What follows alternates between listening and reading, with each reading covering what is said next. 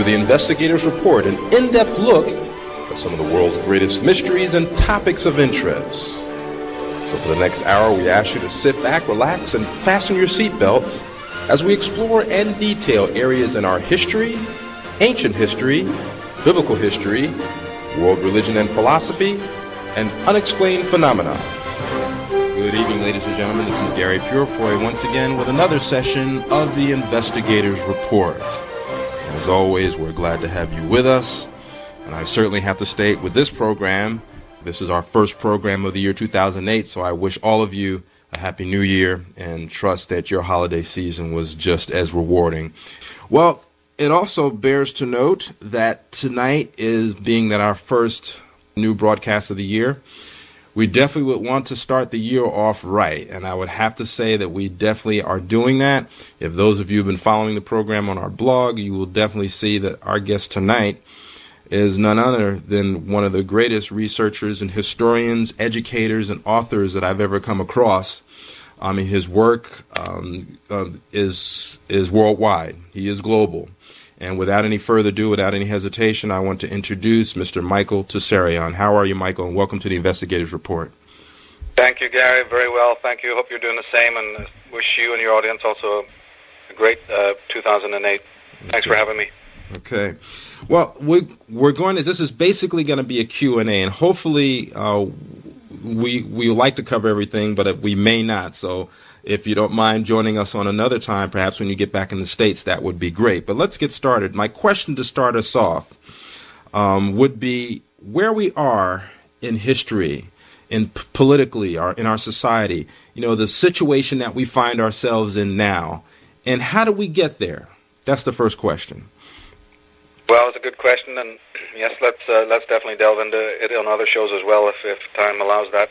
Mm-hmm. But how do we get where we are? It depends what you're talking about. If you're speaking about the world or, you know, America, specific countries, you know, I can speak certainly for America in the sense that, you know, America has basically been under attack since the day that it was founded, you know, the so-called time of independence by very powerful dynastic forces who have their own lineages, their own heredity going very far back. I trace in my work these entities all the way back to Atlantis, the bloodlines, you know, because it goes without saying now that there were these ancient civilizations, you see. So I think that basically we have no way to understand where we are today, what's going on in America or in the world, unless we do understand how old this war against mankind, this war against consciousness goes. It's very difficult for most people because, again, being institutionalized, you see, brought up in consensus trance, learning everything from newspapers and from school, we're going to believe in very conventional ideas about history. We're going to think in very conventional terms about the dates of the creation. We're going to think in very conventional terms about the opening of you know, official history and all of this kind of thing. And you know, what I'm seeing now is a pattern in which a lot of these lies and fallacies are, in fact, being refuted. There's some great work in the world today trying to refute a lot of these, you know, age-old fallacies. But how we get to where we are is a very long, you know, story that basically started. One of the major events that took place was about 13,000 years ago when our world was visited by some very, very powerful cataclysms. And also, going back even further than that, I think that we can go back to about 50,000 years ago, or certainly 30,000 years ago, you see, when I believe that there was actually some sort of alien visitation to this planet. Correct. And I go into that in my first book in great depth to show that the ancient myths and the ancient legends, although some of them are not, you know, chronologically oriented properly, nevertheless, the actual subject matter, the content of a lot of the world's myths and legends do talk about this, and especially in the Irish tradition, the Celtic tradition, and the Gaelic tradition, there is a lot of information about this. So very much in the same way as Zacharias Sitchin, you see, discovered that the ancient Sumerians had a lot of knowledge about the cosmos. You know, this has completely shocked the world to find out that they knew about the planets and about, you know, celestial events and all sorts of details about astrology and astronomy and so on. Well, it's exactly the same thing that we find in Ireland and in lots of other civilized, you know, ancient civilized cultures. And they all spoke about this. They all spoke about the Great War between the forces of light and darkness. They all spoke about the coming of the gods, you see, and they also spoke about the making of ancient technology, the ancient weaponry. This is all mentioned. And more intriguingly is also the fact that these gods then either mated with the physical women, you see, or literally started to genetically tamper with us, with the people that they found on this planet. And my work basically then focuses I didn't invent that story. This is the story that's in the ancient myths. But my question arises then, well, look, if in fact this did happen, I mean, just for a moment, even if a tenth of what these mythologies are talking about is true, then my God, we've got some serious questions about history and how we've got to be, who we are. Because if in fact there has been some artificial tampering with who we are, both, biologically and mentally and physically and all of these things, then who have we become? What part of us is human and what part of us is not human? What has happened to the human being? What kind of, what does this mean psychologically for the human race? Because a lot of other people have continually looked into the science of this, and they've certainly looked into the geology, and the mythology, but nobody has really said, okay, well, look, given that this kind of tampering took place, who has man become? Tell us what it means for the human being, emotionally, psychologically. And it was only in a book that of a good friend called Jack Barringer, who wrote a book called Past Shock, in which he was the one who basically posed this question, saying, let's leave for a moment the details of the technological aspect aside, and let's just focus on this question of, my goodness, if man was created as a slave species, like the ancient legends are saying, if man was created not by friendly gods or by a god, but by these aliens that were taken for God, and then what is the consequence down the line? Does this explain, for instance, the penchant for war, the penchant for sadism, the penchant for violence? Does it explain, why the class system exists, why royal dynasties, and all of these other sort of demagogues exist and so on? So the whole, for me, it was a very intriguing journey. I didn't set out to really, work in alternative history or anything like this, but when I started to find out the answers to this and come to realize that these ancient myths and legends, in fact, are the facts, they should be taken for fact, and they should be taken much more seriously than even, or equal to scientific discoveries. They should be equal. Then you start to have the picture strongly unfold. And this is about synergism, it's about syncretism. Right. People who are living with boxes around their head don't believe that myth is fact. So they're always then looking for, give me the facts for this, give me the facts for that. And they're never going to find them because the facts have been there all along. But people with this box around their heads, you see, or with this partisan belief system, are only going to believe in this empirical science, which is actually far from objective if you really get into it. Or they're going to believe in the different forms of consensus that make them feel secure and comfortable. And they're not looking at things in a synergistic manner in which you bring lots and lots of different disciplines and different parties to the table in order to really understand this more, what I would look at as like a fractal, the fractal of reality, as opposed to just one sort of piece in it. And that's basically what I've done. I've hoped that I've brought to the table a understanding that unless we, as human beings, deeply question the concept of evil and how evil came into the world and deal with it and deal with what it is in a professional, objective manner, we are not going to see a bright utopian future at all, because these very, very important questions have been left aside. They've been left in the keeping of people who can't answer them and who won't answer them. And so my work focuses on this, the psychological aspects of what man has become, how he creates the reality in which he lives. Right. And, if he doesn't integrate and he doesn't work on his darker side, etc., and he doesn't have a proper holistic attitude towards himself, he can certainly not have decent relationships with other people. He can't have a holistic relationship to the Creator, to the universal intelligence, and he certainly can't contribute anything positive towards society.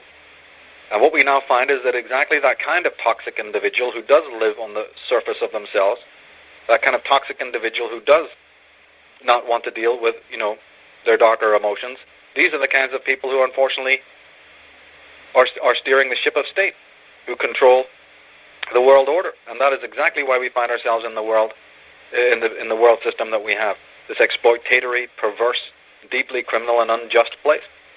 And if we don't find justice and we don't find, humanity and we don't find true freedom, and we don't find morality, it's for a reason. It's not because those things just suddenly disappeared one day. It's because they're made to disappear by people who, don't have these as going concerns.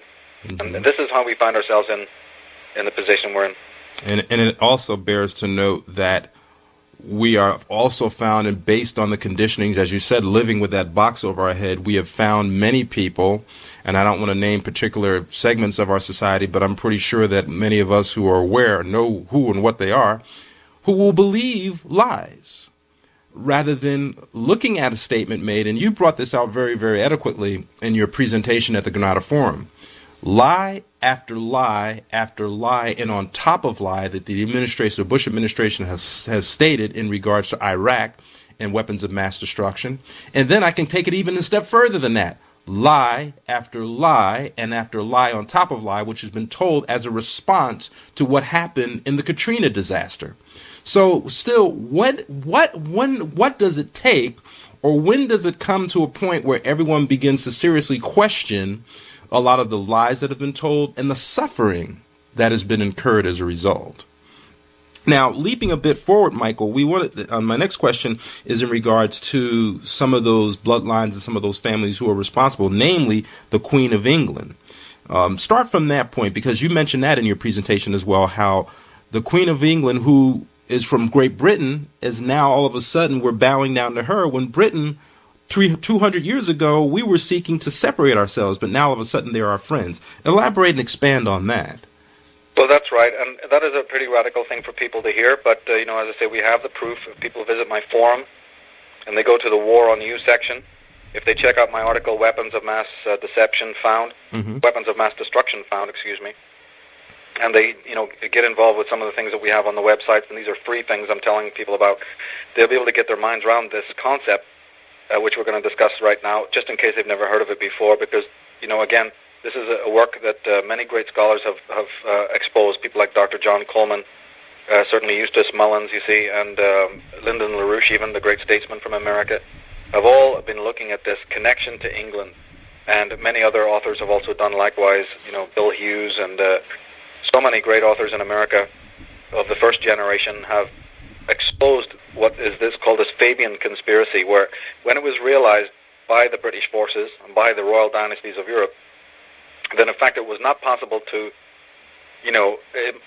take America by force, because how can you do that? I mean, England's such a small country and they have only a small army. It would be absolutely impossible to have soldiers on the streets of every, street in America, even if they were able to, win a couple of initial battles. So, I mean, obviously a brainless idiot can tell you that strategically no general of repute was telling the king in England, listen, we're going to be able to take this country by force. It's just not possible. Right. So, therefore, they step back on that. But please don't let any American then think, okay, problem over, American history begins, let's just, ignore world politics, which is unfortunately what most of Americans have done. Absolutely was the wrong thing to do, because in a blink of an eye, we have the federal, reserve, we have all these different federalistic systems, and we have the removal of state power. We have the subsequent replacing of decent politicians with cronies of the crown. Right. All going back to this onslaught, you see that the crown knew that, it's not going to have an empire worth 2 cents if America should arise upon true Christian values and upon true moral sensibilities. And not only was, America permitting all religions, you see, to openly operate here in a free way. Not only that, but they were having very positive business relationships with the Tsar of Russia, you see, and with South America, and with Spain and France. And so England just, the English crown was just shaking in its boots. It absolutely knew that this is going to go awry, and England will be basically, considered a null and void, its empire. Should America be run by decent people? And so from day one, the onslaught, began, which people understand as the War of Independence, but my God, they don't really understand just how that war was basically lost, and that this problem has continued. And again, these royal families, I was able to get into it a bit in the Atlantis book to sketch in the background of these people, to mention how they gave rise to the various invisible colleges, how they gave rise to these different organizations that were also instrumental in the conquest of America, for instance, the Hudson Bay Company and the Virginia Company, you see. Right. We went into all of that, but in the new book on the Irish origins of civilization, I get into it in much greater depth and, go into this whole story of who the Windsors are, who their forefathers are, and, the different Stuarts and the Plantagenets and the Burgundian families that were the Templars who were behind the First Crusade. You see, all of these different despots are all in the same league. Now, remember, they're all psychopathic. Mm-hmm. So yes, when we look back into history, we will find that they have wars amongst each other, because a lot of people say, well, wait a minute, if all these guys were, like you say, part of the same sort of bloodline or whatever, why would they have a lot of fights amongst themselves? And, why did kings and princes and dukes even die in these various wars, you see? Right. Well, there's a very simple answer to that, is psychopaths act that way. Psychopaths don't, get up in the morning and want to have a peaceful life like we do, where you can just sit back and drink some tea and enjoy your kids and your family and walk the dog. These people are hungry for war. They love to hear the cannon fire. You see, you only have to read, Clausewitz and Machiavelli and all of these people. You only have to read these individuals and understand that these people crave chaos and battle. They don't feel good when life is peaceful and quiet, because as I've said in the Granada Forum, I'm sure you remember, these people are toxic, so their job is to make the world as toxic and vile and perverse as they are, so they feel more at home. Right. And I just wish people would get their heads around this. You can actually see this in your domestic sphere. We all know people at work, and we all knew people in school, and we all knew people, in our neighborhoods who are like this, who are absolutely careless of the rights and needs of others, who do the most, obnoxious things, and who get their happiness, you see, out of making everybody else unhappy. We know this. But what I'm trying to say is you have to magnify that kind of, sadomasochism to a much higher degree to understand the kind of sorcery that goes on in the corridors of power. And so these people will literally ride out on horseback and club each other in this colossal pillow fight, only it's not a pillow fight. It's with nuclear weapons and, guns and bombs and swords and everything. This is business as usual. And they don't mind doing that. But their main opposition, their main enemy, is the people of the world. Mm-hmm. And their main modus operandi has always been fear. So everything that they do is born out of fear. So when people go, oh, there's no such thing as a hidden agenda or these hidden masters, why do you call them hidden? Again, the person doesn't understand. They're hidden because they're a criminal syndicate. They're people who are a super criminal syndicate. Just like any little common or garden, gang doesn't let you know that it exists or what it's up to.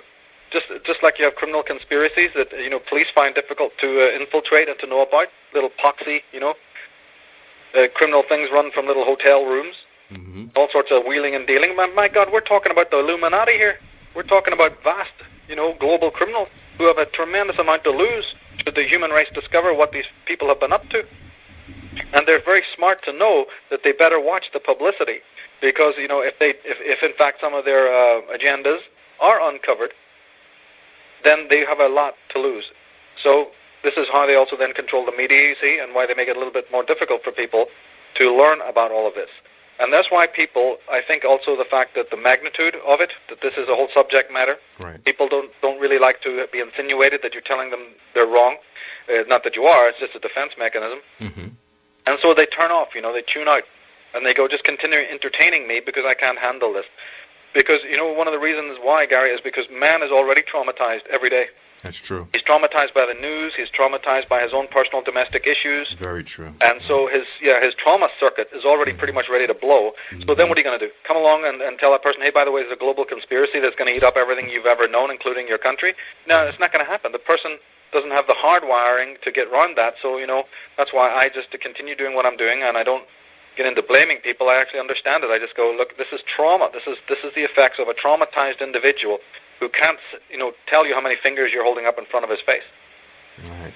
You're listening to the Investigators Report. This is Gary Purefoy with my very special guest, Mr. Michael Tsarion, and we are doing a Q&A covering several topics dealing with history, the present, and the future, which leads me to my next question, Michael. You've done extensive work on the year 2012, and there are a lot of people curious about it. I mean, particularly in the next 4 years, it will take place, and I'm quite sure it's becoming a topic. Discuss 2012 and the parameters and where we're headed and what we can do about it.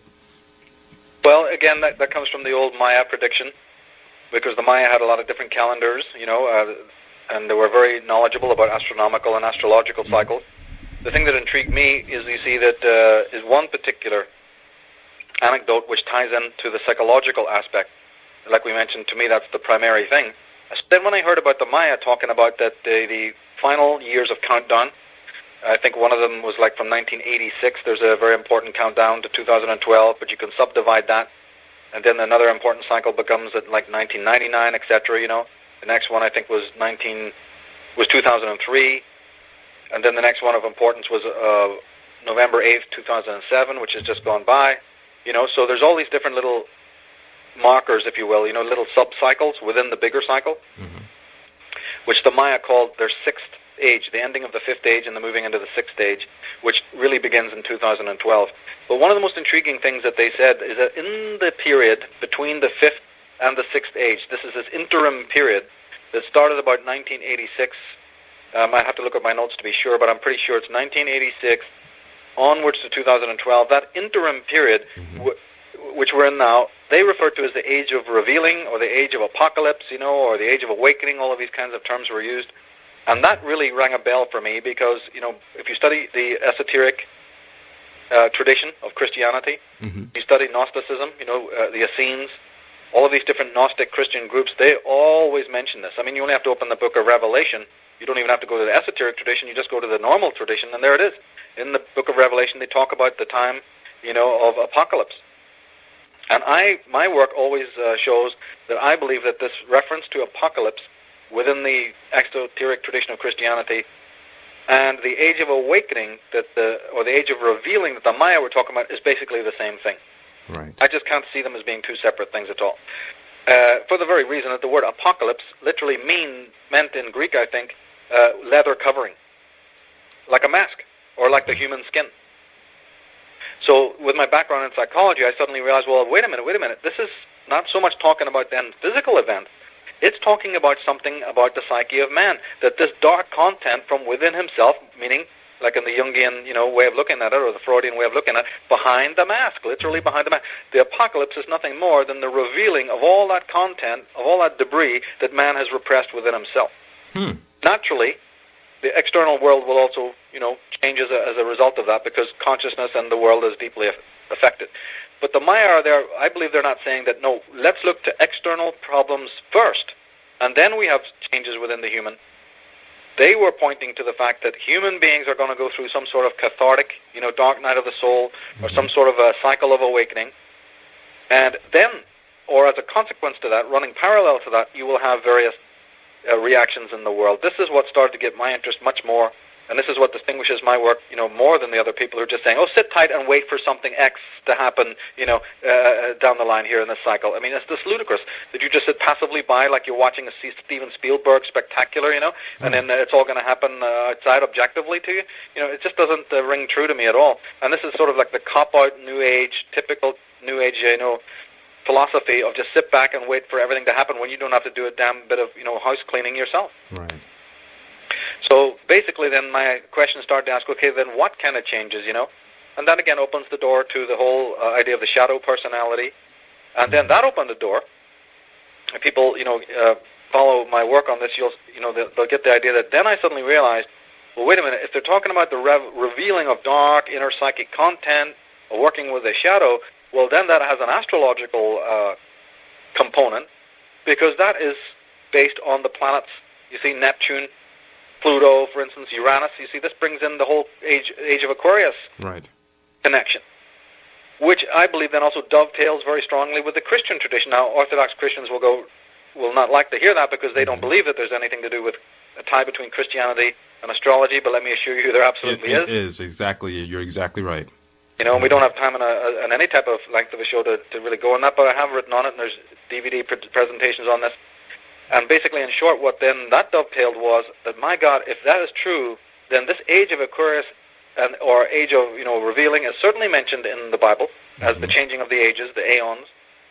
We're also talking about the planet Pluto, which I believe connects very strongly with the in the Indian Brahmanistic system, the god Shiva. and also with the concept of the Holy Spirit that's spoken of in the Bible. Right. So to me, these three things are indistinguishable. It's just we're talking in jargon here. It's just a sort of like an alphabet for understanding archetypal ideas. So whether you use the term Shiva or Hern, or Holy Spirit, let's not just get into all of the prejudice that often brings up. People have to understand that this is just a language of archetypal things that's going on. What's important is the archetype, not the stereotypical, kind of biases that people have here.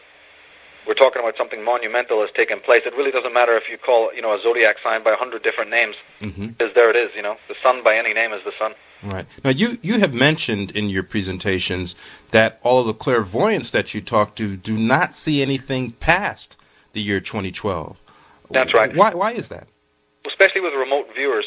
I'm not saying all of them, but it's been noted. It's noted even before I came to this work that clairvoyants and remote viewers have a difficult time seeing any history or reality beyond the year 2012. I really don't know. I think that maybe they're not being permitted to do that. Maybe there's some inhibitor on there, or maybe there is going to be some sort of radical change within the human sphere. I don't believe the world is going to come to an end or any of that nonsense. Right. And I've always said that.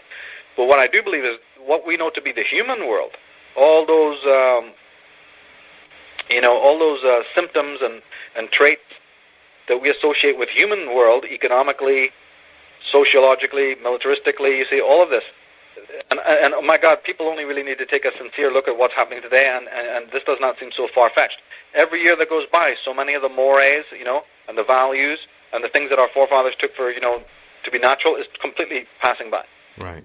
So there's I have a future DVD coming out in April that's going to get into this whole thing about, are we heading towards a post-human world? Is that what it is, rather than some sort of spiritual utopia?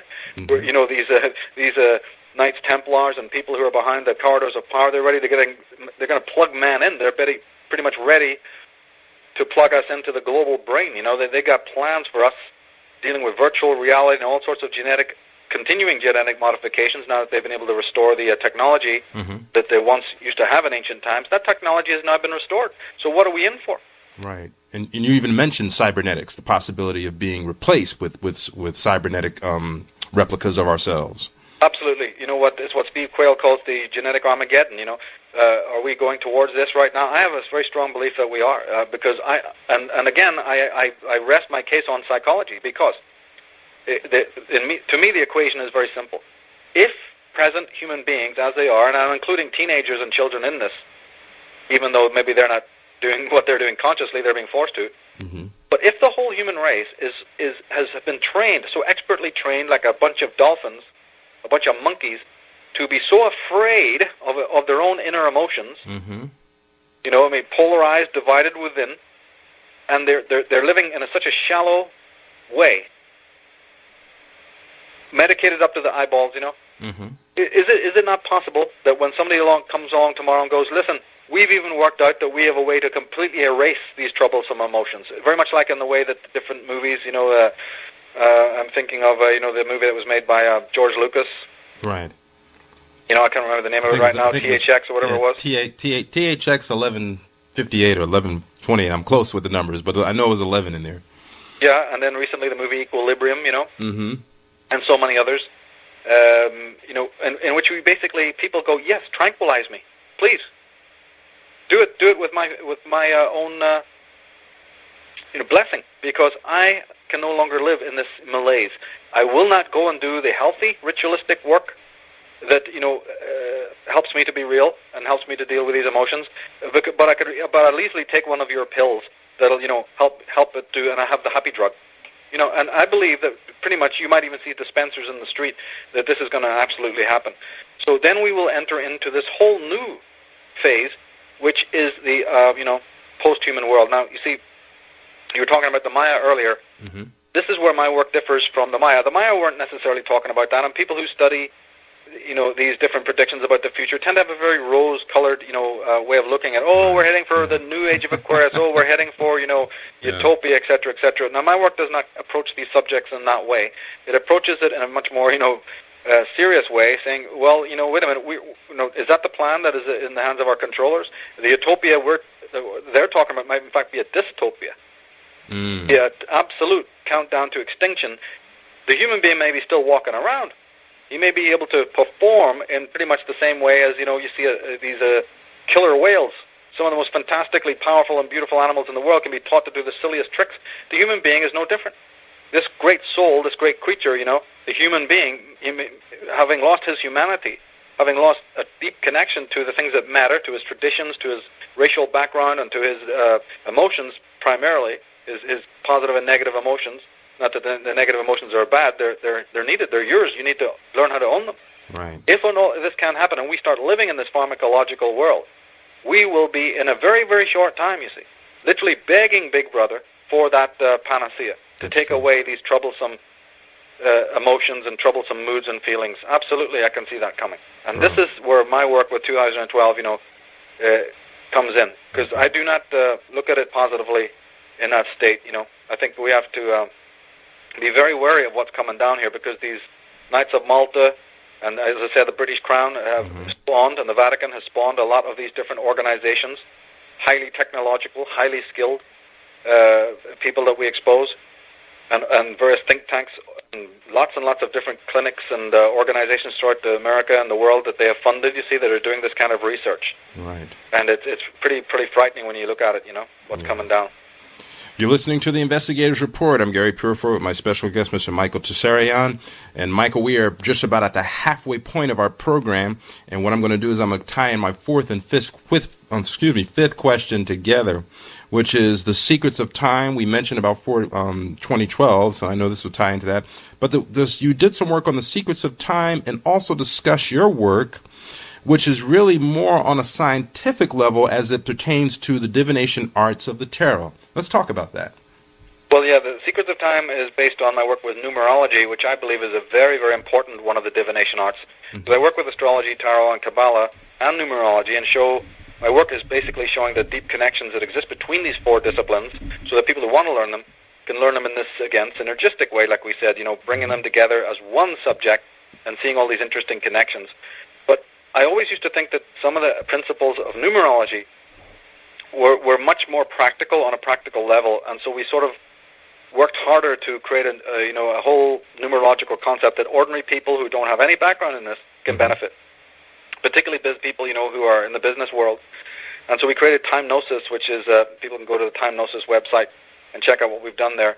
This particular connection that I found between astrology, numerology, you see in the tarot and the Kabbalah, works really, really well as a sort of a guide, a day-to-day guide. Now, of course, the system that you're talking about, is a broken-down system to make it very simple for people. It's a very user-friendly interface that we created, so you don't have to be like an expert in numerology and all of its permutations and stuff to use. It's just a way of breaking down so that people, and if people sign up with us, they get it in their email box every morning. So there it is, your little affirmation for the day and what to look out for. Because I absolutely personally believe, and I remember I've been using this for years in my own life and seeing its accuracy, so that was what gave me the idea, and then the internet comes along, which makes the perfect way to do this, to create the databases and the algorithms to make this incredibly esoteric, actually, system come alive for people, so that they basically know every day they have an understanding of what to look for, what to do, what to empower them with. And what this really does is it turns around the concept of you, instead of being a victim of the day, of the week, a victim of time, so that, you don't know what the hell's coming around the corner, that in a way you're prepared. You not only may even have an idea of what's coming, but no matter what comes, you're prepared because you already have your statement. You already have your little window of enlightenment and empowerment as to what to do in this particular situation. It's really an invaluable situation. And that's kind of the difference between how you approach it than how we've been really, either on the other side saying it's evil. You approach it really in a simplistic way and in a scientific way, whereas we're not, like you said, we're not captivated by any theories or projections that are given to us, but we more or less are given tools and how to deal with what may happen. And more so, I actually believe that some very, very evil people in the world have been using these divination arts. That's why they've got the reputation that they have. The arts are not any more negative than a paintbrush is negative. Right. But believe me, these power brokers in the world, and I mentioned this in the little infomercial that we did for the Time Gnosis system, that's my passion. That's why I went along with this. In fact, my colleague, the man who did the programming for the system, is a high-ranking scientist. He's also an internet heavyweight. This person comes from the entirely, the scientific community, and so does the third party who's involved.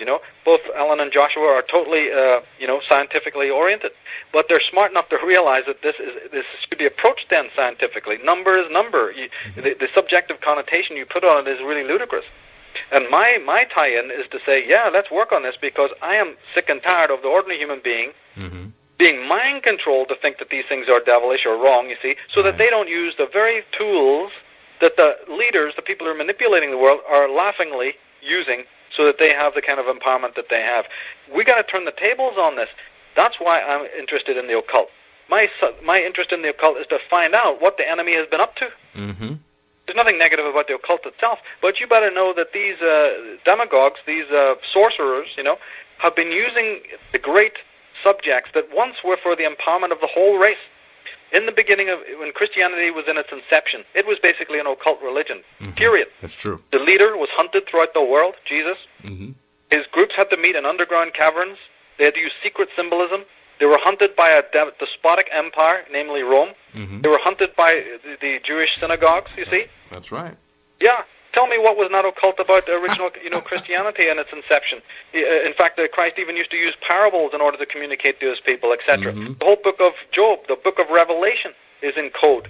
There's more numbers in the Bible than there is words. The top scholars in the world have even worked to decode some of the various incredible, intricate codes in the Bible. So this is exactly the same thing that I'm talking about. These ancient systems of gematria and numerology are tremendous sacred sciences that people, I don't care if you're coming from what background you come from, they are used to empower you in your life. But my work is basically to say, yeah, that's fine, but so many of these New Age people have promised all of this, but it's been so airy-fairy, it's been so up in the air, that when you try to work with this stuff, it almost contradicts your practical life. It's almost like it reinforces the divisions between your spiritual life and the practical life. My work with the divinations art is to start on the grassroots level and say, let's start here, let's see if they have any use at all in your practical life first, and work from there up into more, personal, private areas of your own life. And we've been successful. We've done that. And numerology is one of the most important ones there, because you can literally, do your numbers. I mean, you don't have to have a calendar on your fridge or your wall to basically be doing the divination. Whereas with the tarot cards, obviously that does take time to sit down of a day and start doing spreads and stuff like that. A little bit more time-consuming, a little bit more energy has to go into it. And the same with astrology. There's a little bit more energy and time, needs to be used. But with the numerology, it's pretty much instant. It's very, very user-friendly, and that's why we created a separate numerological modality to work with that, Now, you mentioned a very, very interesting illustration in terms of working with the tarot, working with future events, and kind of offering theories in opposed to mentioning prediction. And you made a comparison between offering a prediction or a theory rather than a prediction. And how you did that was that you made mention of how a cook prepares a meal. Kind of elaborate on that and how you interface that and how you educate people in regards to the divination arts. Well, one of the most important things that I brought to the table regarding the divination arts is this whole question of prophecy. Right. And prediction. I think that a lot of that is bogus. And that basically there's a difference between true divination and fortune telling. Right. And I can prove it. And that's why scientists, not only my colleagues with the Time Gnosis Project, but many other scientists that I know, they really dig what we're doing because it works for them. They can understand it in scientific terms. It harmonizes exactly with the principles that they know that the universe is based on. And because remember, a lot of these scientists who did dabble with these different New Age philosophies got very jaded because they could see it didn't have an ounce of credibility, and rightly so. And when they come across my work, they like it a lot more, and here's the reason, is because I do not believe in prediction and prophecy in the way that has been normally expounded in the world. And I believe that it's really ridiculous to get into that, because then you're almost saying that time is determined, you know what I mean? Right. Or that fate is determined.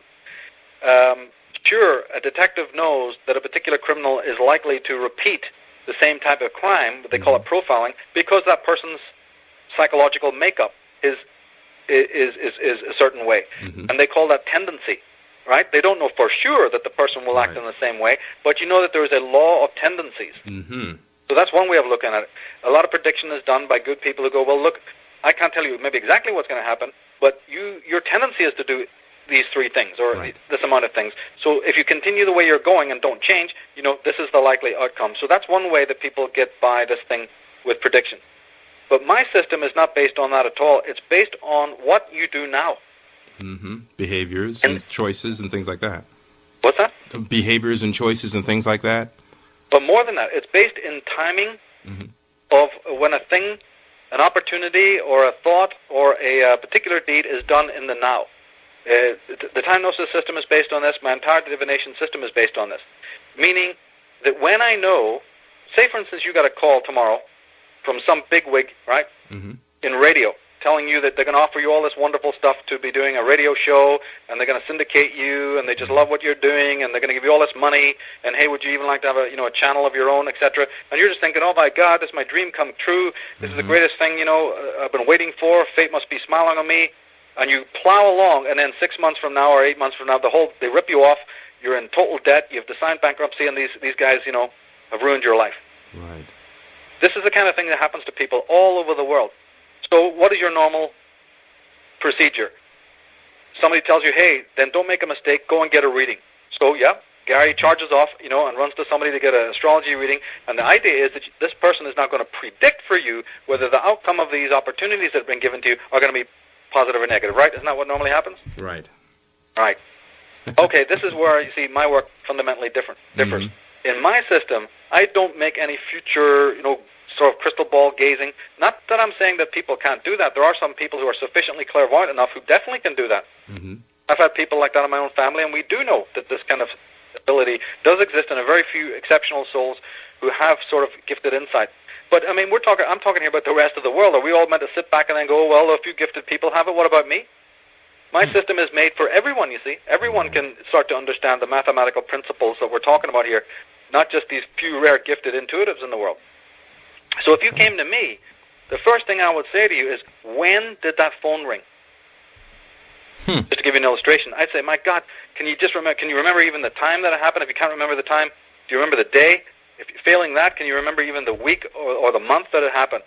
And when you give me that information, the true method of divination is to look at when the higher force, your higher spiritual guides or whatever, brought that particular opportunity, event, person, you see, thought into your life. The secrets are in that. The secret is in that. And from that, I can give you the whole profile.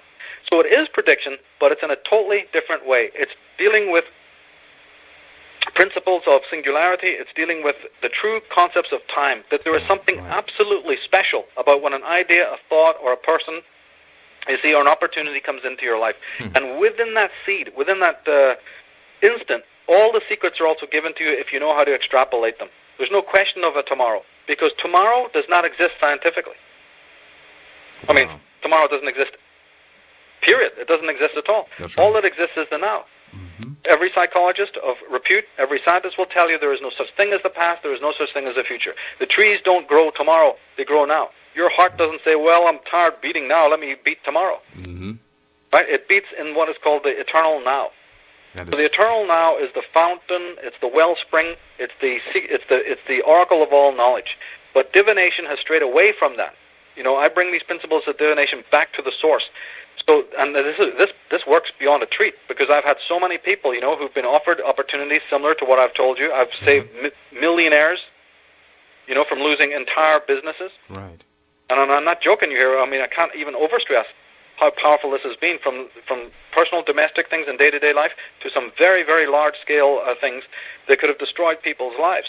Because you look into this, and probably the only thing what we teach in our mystery school is obviously the obvious extension of this, is that, people need to remember the different times and dates that things happen to them. I mean, even down to creative ideas that they have in their brain. They should just write that down on a calendar. Today I had an idea about such and such, or, write it down in their diary. But my God, absolutely when it comes to the physical things in your life and the material things in your life, it's absolute suicide not to write that down. That's true. That is the world's astrologers and the world's so-called diviners and fortune tellers don't know anything about this. So they're sitting there, don't even know their own subjects, and are waiting for you to come to them so they can predict and tell you all about it. And no wonder that astrology and these things have got a bad name. It's good that it's got a bad name, because that is nothing but fakery and charlatanism. Exactly. That is fascinating, Michael, and great information. Well, we have just about, I would say, 14 minutes left here on the Investigators Report. This is Gary Purefoy with my very, very special guest, Mr. Michael Tsarion. And the other questions that I had were in regards to Atlantis, which you already covered, and then the dark side of the sun, which you have done extensive work on. And I don't think there's probably much that could be said about that, other than maybe we can save it for another program at another time. So let's kind of come down the stretch here. My last question was to allow you, first of all, I just want to disclose in regards to you, Michael.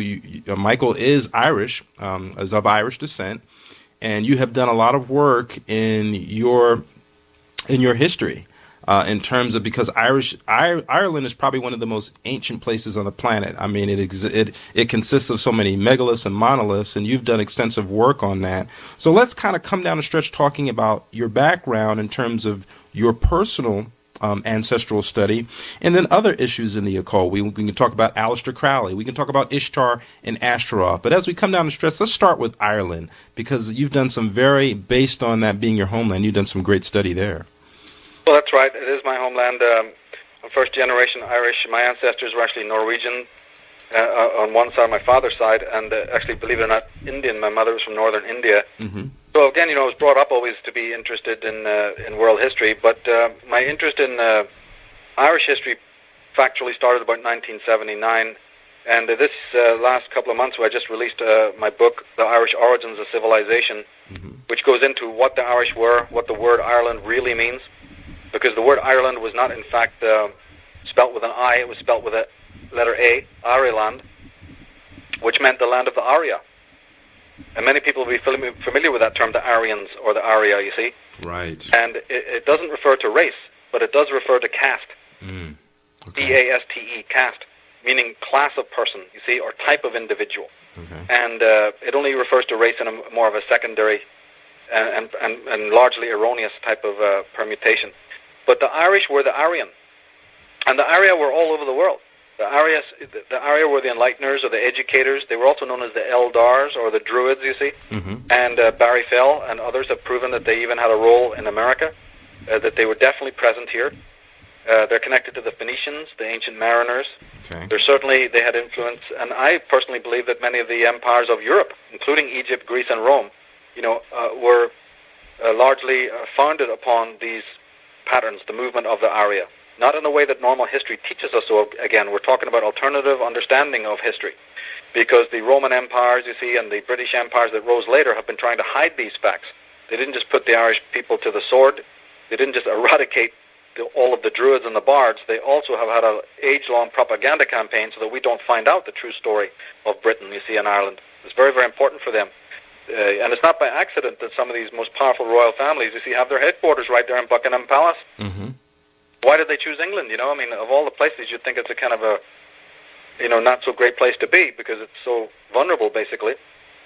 But from that tiny little island, this whole so-called British Empire, right, expanded throughout the world, and the symbols that this empire uses, like the lion at Trafalgar Square, the lion on the different flags of Britain, of the British royal family, you find that same lion symbol all over Rome. And, of course, that lion symbol goes back to Akhenaten, you see, and the ancient Egyptians. So there's an enormous connection, enormous significance. And as you said, these lieutenants are now being told they're working in American context. The people that are in the White House and the corridors of power do not serve America, and they never have. Right. They're just various lieutenants of this particular establishment that exists over in Europe and in Britain, who can't operate openly, as we've said, for many reasons, because ultimately, they have a lot to lose. So, for purposes of economics, and for purposes of control, they're doing what they're doing to America, outsourcing the jobs, opening the borders to all the illegal immigrants, you see, and then handing them golden, certificates of status when they haven't earned it. And they do all this before the ordinary American people, the Anglo-Saxon people of America, can even enjoy the fruits of their labors for 100 years or more. Before you even get before the average American, Caucasian, has even they can sit down on his deck chair in his back garden to enjoy the fruits of his forefathers' labors, the game's over already. Wow. You know, and it was often a question to me as to why the evangelical Christian community was such a driving force or such a supportive factor of this administration. And when I began to unravel and to investigate it and find the answers on my own, I said, my God from heaven. Because what you do is that you unravel some of the realities of Western Christianity and its roots. That's right. Well, these people are Zionists. People go to I mentioned my article, Weapons of Mass Destruction Found. These people are not the Protestants. They appear to be Protestant evangelists, but they're anything but. Right. They're controlled by Jesuits, they're controlled by Zionists, and they're controlled by British royalty. The real Protestant pastors of America have long since become destroyed. There's only a few of them left. And Father Alberto, you see, and the people who've blown the whistle on the Jesuit conspiracy will tell you how that happened. How these people were compromised one by one from the South America to North America. All the true Protestants, pastors who stood up and warned about Vatican intrigue, who warned about the Jesuits. None of them are left anymore. You'll find all of the Protestant pastors are total cronies, total shills. They never warn their congregation, you see, about the world conspiracy. They do not warn, they do not educate anymore, and in fact they've been replaced by these screaming, maniacal evangelists who are just a laughingstock. They're the lowest of the low, and they do not serve the Protestant cause at all. So Protestant people, need to be aware of this, and Protestant people also need to be aware that it's not Catholicism as a religion that's their enemy. Protestants and Catholics alike need to understand it's the Vatican that is both your enemy. Right. We're not. See, I will not make the mistake of getting into this ludicrous, dialectical stuff. Because if I did, then I might as well never left the streets of Belfast. I should have lived my whole life fighting the whole Protestant-Catholic divide there, you know what I mean? Right. In those days long ago, I knew that this thing is controlled from higher up. It's a whole other story of how I discovered these occult roots of. So if I didn't do it in my own country, I'm hardly going to start doing it in America. My understanding, my teaching is that people need to realize that these divisions have been artificially created. I don't care if it's communism against capitalism, you see, or Protestantism against Catholicism, or Christianity against Judaism. All of these things are artificial. Or now what we've got is, against Islam, the Christians against Islamic. Yeah, exactly. Or Zionists, pro-Zionists against Islamic. All of it is faux. All of it is created. All of it is manufactured on the carnival theater stage of the world. Then it is put before the people as these full conflicts, and then hopefully they'll take sides, you see, and this whole agenda of the Illuminati and these people can move forward. It's been done many times, and it works. This is why they do it again and again and again. And nothing in this world will change. Like coming back to your first question, how do we get in the mess we're in? Because people need to wake up to realize who's steering this ship towards the precipice. When you understand it, then you change it, and you get these people out of power by using legal and political means, etc. But knowledge is the weapon that needs to be used. You clinging to your partisan beliefs to the cows come home is not going to solve the problem. It's That's understanding correct. a higher form of intelligence that makes you understand just how communism was created, you see, or Nazism was created, or this Islamic fundamentalism was basically funded from New York, just in exactly the same way that the world wars were funded. That's right. The terrorism that is frightening people today is no different. That's true. It's funded by the exact same hands as Nazi Germany, or Pol Pot, or any of these other communist dictators that the world has been so frightened of for you. It's the same old thing spun around again, and I'm glad to see that the world is waking up to what people like myself and Alex Jones and David Icke and all have been talking about. It's about time. Right, and what it does is that once we see the quintessential or quintessential principle of divide and conquer, that's what this mechanism is all about. Keep us divided. Choose sides. All right, you're on that side, I'm on that side, and then we'll just kill each other and we'll sort out the mess. That's really what this is all about: division and conquering us and keeping us under subjection. Now, the empowering way to look at it, though, for Americans especially, is to realize how great you must be to deserve these kinds of giants as your enemies. That's a good point. That's an interesting. So there's no need for pessimism. Yes, you've got some pretty, fearsome Goliaths coming down on you, but would they be armed up if you weren't also a mighty force to be reckoned with? There you go. So never, don't ever doubt for a moment the kind of power that you have. That country, America, and its good relationships. You see, the model that it could have had the Tsar of Russia was literally modeling his future. This is, I'm talking about Nicholas Romanov II. He and his fathers had been studying the American system. Who were sending ships in the War of Independence. We're going to send lots of goods and experts. Relationships were good, you see. Britain couldn't stand this, that China and France and all of these different countries may have been emulating this pristine American model. So they had to get in there through their fifth columnists, through all these federal institutions, and now, of course, look at the place. You can't get, the whole thing is completely under control. With all of these different federal orgs telling you what you can and cannot do. And before long, you see, it'll be, a completely mark of the beast situation in which they've got you surveilled. And, my focus is more, again, on the war on consciousness and how people tend to police themselves, how people themselves get paranoid, and how people, tend to buy into fear and trauma.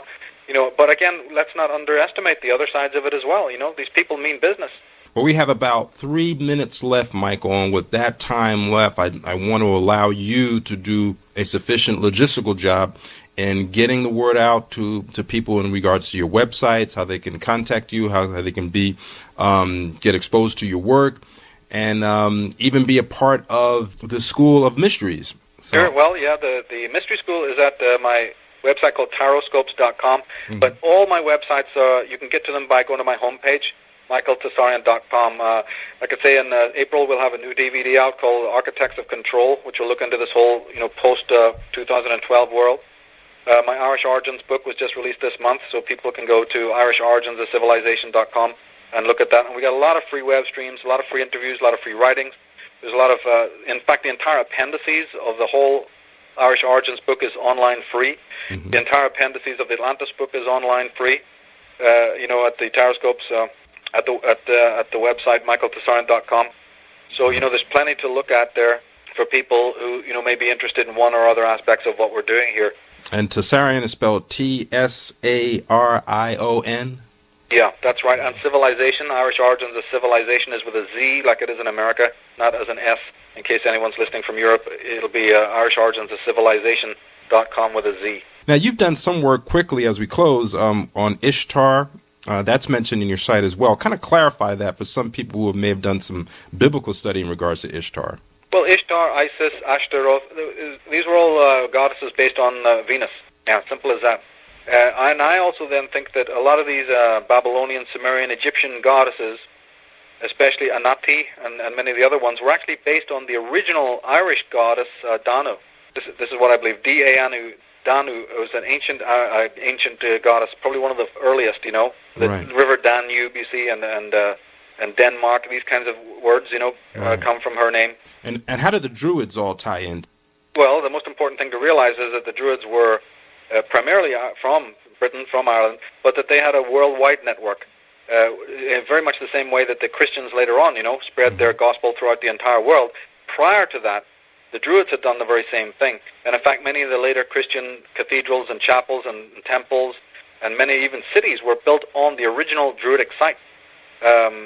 This is what has to be understood, that there was a worldwide network of what we would call Druidic colleges, where these elders, these enlighteners, had set up their libraries, had set up their mystery schools, and although their headquarters, of course, was Ireland. And the reason why their headquarters was Ireland or Britain is because that's where they came when Atlantis, fell.